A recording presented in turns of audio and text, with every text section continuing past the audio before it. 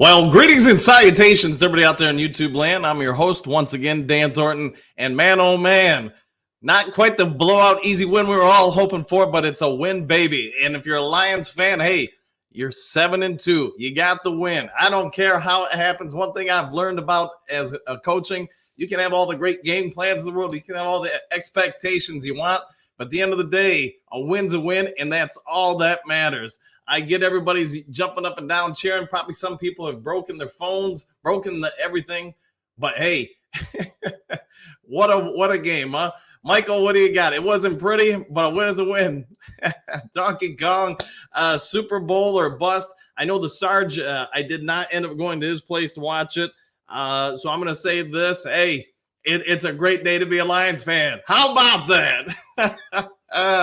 I was having some chats with some people during the game, so I apologize if I couldn't get back to everybody. I know a lot of you guys reached out to me, but hey, we're going to talk about it tomorrow. You know, we'll come back with some of the negative stuff, but for now, let's just all just kind of embrace and revel in it. And I'm going to say this. The cojones on Dan Campbell to go for it on that 4th and 2 to get the first down. So, hey, you can control your own fate, your own destiny. I mean, obviously, this wasn't a stellar game for our defense, but I'm going to say this. You know, coaches, you win or you lose. You know, you get hired or you get fired based on moments like that. And I'm going to say this. I hope he has about 4 or 5 Mountain Dews on that plane ride back. All right, let's go ahead and get into the chat. The Los Angeles heart attack. I'm with you, man. I am with you. Pierce, I'll take it, but defense needs a wake-up call. Yeah, and you know what? I'm not going to get in. I've got a whole bunch of stuff, Pierce, just, you know, tomorrow's morning show. I'll dissect it, get into some of the nuances that I watched, some of the things that I was really worried about coming into this game and even into the trade deadline. But you know what? For now, I'm just going to say this. I'm going to focus on the positive stuff. If you want to hear me break down you know what they didn't do and probably really got exposed by on the defense. We'll talk about it on that, you know, in the morning show. All right, Tom, what do you got? Fire Glenn. I'm going to say this. The Chargers, with 8 minutes and 5 seconds left in the second quarter, every time they got the ball after that point, never were stopped. They scored on each of those drives. But, hey, for now, like I said, let's focus on the good stuff. A win is a win, baby. You're not wrong there, Brent. You're not wrong. And, Tom, I get it, man. I totally get it. John, what do you got? RD is, yeah, it's not great. About that. I'm with you. Bergs, hey, what do you got? 7-2? Absolutely. Absolutely. Lions talk with the bad guy, John Kabler. Good game. Good game. Good game. Hey, man. They're not all going to be pretty. I'm going to tell you this. You know, they're not all going to be great, but you found a way to win. And come on now. You've all been Lions fans long enough to know that half of us were thinking that kick's going to get blocked. They're going to stop us on 4th down, you know, whatever it was. You know, an asteroid was going to hit Earth right at that moment or something. I mean, we were all expecting it. Let's be real. Let's be real about it. But I'm going to say this. Just like I put in the thumbnail, it's the brand new Lions. We really, all of us, even though we've been beat on forever. And here we go. We got the Sarge. Hey. Sarge, just talking about it. You know, as Lions fans, everybody's sitting around talking about it right now that we were expecting, you know, like an earthquake to happen in LA right when we were going to kick it or something to throw the kick off. So what do you think about the game? Give me some of your inside thoughts. I'm distraught, man. I don't know. I don't know how one person. I know other people for the Chargers were making some plays, like Quentin Johnson, who drops like 50 passes already this year, didn't really drop any today. Well, he dropped one, but not covering Keenan Allen or even double teaming that guy. I mean, Keenan freaking Allen, man. Like I couldn't believe. I mean, you know, we were texting during the game, and I mean, the offense was great, right? Like they didn't really make a lot of mistakes. And you know, I'm not going to be mad about them going for it on 4th down and goal and not getting it. Like that's, I mean, if you guys are complaining about that, I don't know why you're not used to that yet. So I'm not upset that they went for it early and didn't get it. But man, yeah, what a game. Yeah. Well, like I said, you know, before you hopped on, I said, man, I'm not going to critique anything. I'm not going to get negative on anybody. I'm going to do that in the morning show. For now, let's just talk about the good stuff. That offensive line, we all saw what the Chargers did against the Jets and other teams. They'd gotten home on, man, I mean, they probably made Zach Wilson want to go home and quit after that game. But I'm going to say this. Our line kept us clean. Our offense played great. We obviously have got a severe advantage over most teams with the running game. I'm going to say this too. Positive. I get, he had one touchdown called back, but Jameson Williams, we talked about it this week on the show. We talked about a lot. This kid is coming around. You saw his footwork. You see the development. I talked about how I went back and watched some of his progressions through, plays last year. And then especially in college, he is coming around. And once again, this dude made some key blocks on running plays that sprung people. So we all might say, hey, he's got drops. He's got this. But I'm telling you something, Sarge. I think this kid, by the end of the year or maybe early next year, he's going to be something we're all going to be thankful that we, kind of gave him a little bit of time. What do you think about the game? I mean, in a nutshell, what do you got? I like I said, the offense I thought did great. It's too bad that touchdown of his got called back because he made a great play. A big key for our offense was him on that downfield block for that Montgomery touchdown. I mean, he was 40 yards downfield and he gave him the block that got him in the end zone basically. Right. So, I mean, I like the kid, that shows that he's willing to put in the work, even when he's not the spotlight's not on him, he's still going to make a play for us. I don't know, the defense.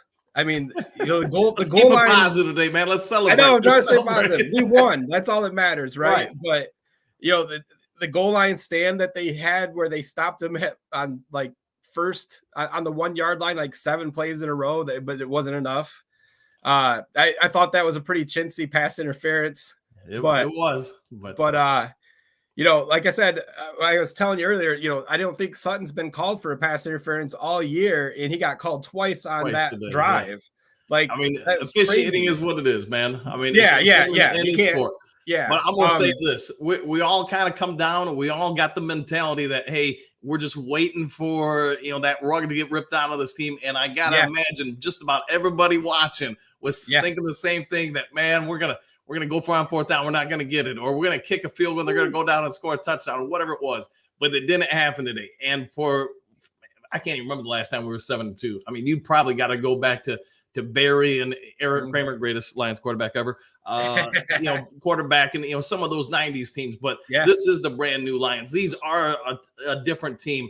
And I'm going to say it again, man. Dan Campbell is got to be walking around holding them like this on the plane ride back because, man, what a call to go for it. And, man, if you're a player, you've got to just love playing for this dude because he is all in on every play. And throwing it to a rookie tight end on that.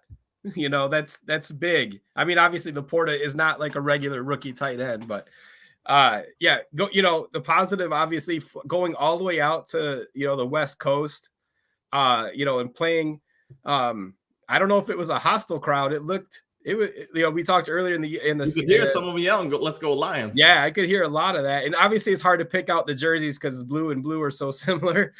But it was, I mean, Campbell is a great coach.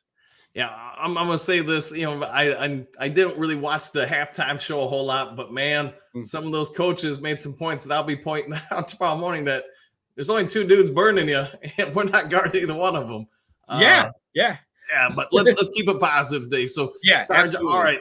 So, what do you think is something that you saw today on a positive note from the offense or defense or whatever it may be that you can say, we need to see more of that, and we got more of that today? I love the running back distribution. I mean, both running backs showed up and both of them put up huge numbers. So I love that. It's kind of, it's almost even though they're 2 different types of running backs, it didn't really matter which one was on the field. You knew they were going to make a play. And I love that. That was a great showing. It's great to see them now that Gibbs has got games under his belt and he's figured out how to make plays. Montgomery comes back and now they're just like, we might have the best duo in the league right now at running back. I mean, man, they were just talking about Gibbs and his breakaway speed and everything, and then here comes D Money just busting moves and shaking dudes out of their jocks, running up the sideline and getting big blocks from a couple different receivers on top of Jameson Williams. But yeah, I will just say this, man, it is an awesome time to be a Lions fan. I think we all need to enjoy this, and let's also be fair. There's some things I'll talk about in the show because I'm going to keep it just positive today. But tomorrow morning show, I'm going to point out some stuff that at least I think that, what the Chargers did to expose us. Yeah, we need to be ready for Chicago and really everybody the rest of the season. Going to probably do a lot of that. They're going to take a whole lot from what they saw today that we struggled with. And I'm not going to point fingers. I'm not going to name names. Keep it positive today. We won on the road, big win, yada, yada, whatever you want to say. But talk about that jazz tomorrow. All right. Sarge, I don't know, man. Jared Goff, I know there was one particular friend of ours who was blowing me up in the chat. And I don't know if he's watching right now, but this dude, the entire second half is complaining about one low pass that Goff threw to St. Brown that, St. Brown scooped up and ran him for a touchdown. I just said, so you're worried about a low pass, but not the, 90,000 points we're giving up on defense. And what do you think of Goff at this point? Do you think they should go 2 to 3 years extension with him? Or are you thinking that, man, it's time to start talking, 4 or 5 years with this kid? Yeah. I mean, I think he should retire a Lion at this point. I mean, he's doing everything they ask him. The other, I think it was a fourth down play. I can't remember now. Yeah, the fourth down play when went to Brock Wright for the touchdown. Yeah, that was a hell of a pass. You can't put it any better than that. Like, he laced that thing, and he, I still say he's got ice in his veins, man. Like, when you the fourth down, it's not just the people have to catch the pass, but he has to find the right guy. With it's fourth down, so yeah, I would love to see him retire as a Lion at this point. I'll say this, and it does show what Campbell, Ben Johnson, and basically the team thinks about him. Because you go back last year when we were finishing the season in Green Bay, kind of the same situation. We could have kicked the field goal and given Aaron Rodgers one more chance or go for it. They put the ball in Goff's hands, and he came through there. I want to say it was to DJ Shark. And then obviously today, same thing, fourth down, and they've done it at other points too. So clearly the coaching staff has a whole lot of faith in this guy. And, we can all say and debate who the greatest Lions quarterback ever is or in our lifetime. That's irrelevant. What we can say, though, is this is the quarterback of the team now, and he's come through. I mean, what do you think? This guy is going to be the one that takes us to the promised land, the Super Bowl? Yeah, I absolutely. If not him, then who? What, Hendon Hooker, who hasn't even taken a snap in the NFL? Right. Is he our our knight in shining armor to come in? I mean, I want him to be good because he's he's on our team. I'm not trying to talk down on Hendon Hooker, but I can't see us getting a home playoff game this year and possibly winning a home playoff game. And then them going next year, all right, we're going to go with the rookie that's never snapped it when we're on the cusp. Right. unless we win the Super Bowl this year, right? Then maybe they start thinking about what the future looks like. Because it's very, very hard to go back-to-back Super Bowl wins or even get back to the Super Bowl. Real quick, Sarge, Mike guy here, I'm just going to say this. Mike, man, I don't know if the Lions cost you a bunch of money or maybe you just spilled your Mountain Dew, man, but we're all celebrating in here, man. So, have your issues, go have a, tantrum, whatever you got to do, get out of your system. But the Lions, man, they got the win today, so we'll take it. 7-2 doesn't happen by mistake. It means you're doing something pretty consistent. And it doesn't matter who you're playing. You play who's on the schedule. Right. I saw him say something about that, too, that we haven't played anybody yet. NFL is rigged, and it's everybody's in on it. So you've got roughly 200 people just in the game day crew, plus all the people on the field, all the coaches, staff, and everybody else that is rigging it. Well, I'd say it is what it is. If that's your thought, man, go with it. Hey, God bless you. But I'm saying this: I've coached long enough to say, that jazz isn't rigged. Sometimes things just happen. All right. So, anyways. I'm not gonna read through all the comments today, guys. We'll talk about it more in depth in the morning. We got the morning show, as most of you guys probably know, 7 to 8 o'clock in the morning, roughly 8 o'clock. Feel free to come on in. We'll break down the plays and all that. But here's what we can say, Sarge, and everybody in the chat. You're 7-2. You had a heart attack game. You won it. Unlike most of those type games in Lions history, at least the last 60 years, we've been on the wrong side of that thing. And you're starting to see a lot of consistency with this team. They can impose their will offensively on people. They're coming after them. And they're just, I know Tony Romo's not exactly my favorite commentator ever, but him and Nance, I thought they did a good job pointing out this is a hard offense to stop because you have so many different layers to it. Really, the only people that are going to stop them are themselves. Sarge, if you can find a weakness in this offense, what do you think Ben Johnson has to stay up late at night talking about to get ready for the postseason? I still don't know. Well, we didn't get to see Peoples-Jones yet, so we I guess we still don't know what we have in the wide receiver, in the room there. Khalif Raymond had an amazing catch and run for 40 yards or so. Reynolds still makes plays. St. Brown is always going to be St. Brown. So if I'm basically just nitpicking because they had a great game today, but I'd like to see, we didn't really stretch the field. We didn't need to because we had big plays, but we didn't really stretch the field. I don't know if Goff really threw downfield at all, which obviously, who cares? I guess we still scored 41 points. But at some point, we got to start getting those defenses to, we have to start throwing downfield a little bit more. So, hopefully, I love that they moved Jamo around. They had him all over the field this game, like we talked about earlier in the week, that we got to get him moving around. If there's anything to nitpick, that's it though, because everybody else is on full cylinders. The quarterbacks are on full. Or the quarterback Goff. Right. Like I said, I think we might have the best running back duo in the league. Not the best one running back or whatever, but the best duo. Our tight ends both made huge plays for us. Both of them that were catching passes anyway. So yeah, I mean it's hard to find like a negative on the offense right now. Right. I would agree with you. Hey, I'm going to say this for some of the people analyzing the Lions in the chat or whatever. I know there's one dude said, you guys lost to us in the 90s. My God, man, if you want to worry about that kind of stuff, then every team's accountable then because everybody's lost, I'm assuming, in the NFL since the 90s. But anyway, you got one of the younger teams in the whole league. These guys a lot of them still haven't even hit their full potential. I mean, you look at Penei Sewell, and he's only 23 years old. It's hard to believe. I don't even think he's that. Yeah. I think he started. I think he was 20 when he started as a rookie. 19 when he got drafted. Yeah. So whew. That's a cornerstone for a long time for us. Right. So here's what I'm going to say, man. This team's going to have some struggles. I mean, obviously they still have some weaknesses in this team, but you know what? You're doing exactly what you should do. You're winning close situations while all these younger players are getting experience, and I'll even say the coaching staff. I get there's going to be a lot of commentary this week from fans and media, and probably justly so, talking about one particular side of the football team that didn't play perhaps the greatest today. Right. It is what it is. This team's better days are probably still ahead of them.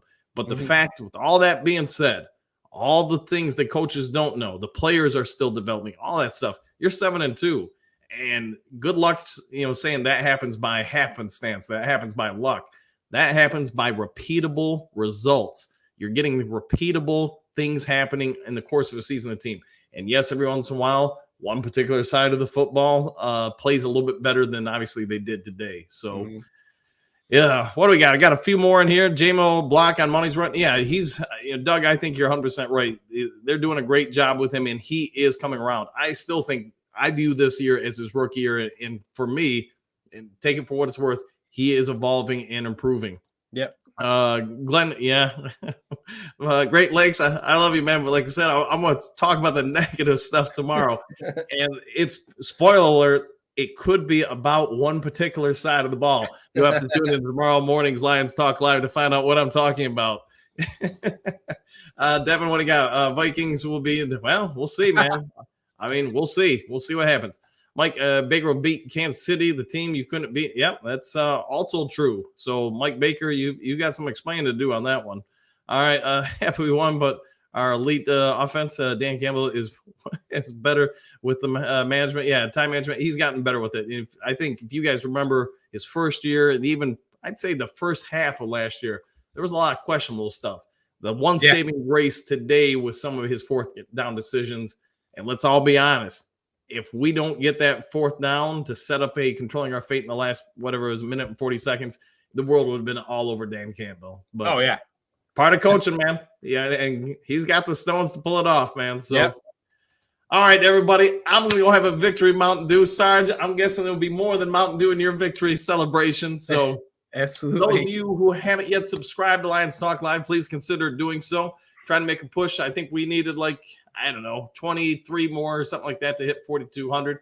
If you're bored and got nothing going on, or you just like talking to Lions football chatter, then tune on in every day, Monday through Sunday, 7 a.m. till roughly 8 a.m. So hope you all have a great day. Enjoy it, whatever you're doing. If there's some breaking news, which I'm hoping not after 7:30 at night on a Sunday, but if there is, I'll hop on and get it to you guys. Otherwise, take care, and we'll see you all on the next Lions Talk Live.